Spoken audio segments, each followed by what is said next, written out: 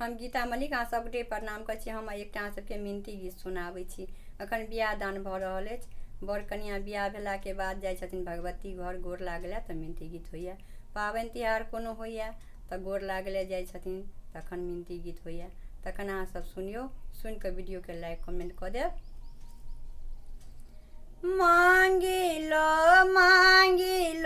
वरदान, माँ के मंदिर घर जाके मांगी लो वरदान, माँ के मंदिर घर जाके अपना ल मांगब सिर के सिंदूरबा, अपना ल मांगब सिर के सिंदूरबा।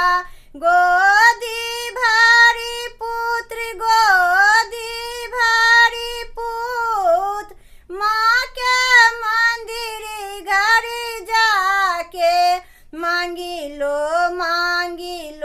वरदान, माँ के मंदिर घर जाके मांगी लो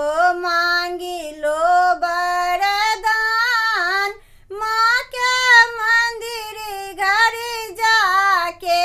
ससुराल मांगब 10-5 देवर, ससुराल मांगब 10-5 देवर।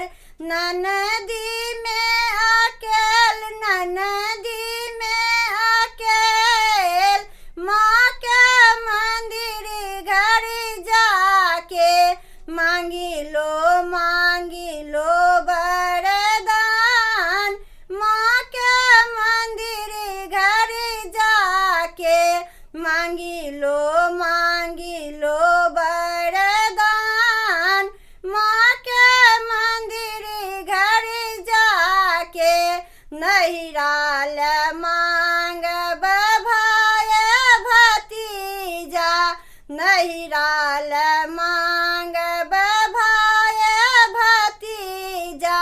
बहिनी में अकेल, बहिनी में अकेल, माँ के मंदिर घर जाके मांगी लो वरदान, माँ के मंदिर घर जाके मांगी लो वरदान, माँ के मंदिर घर जाके मांगी लो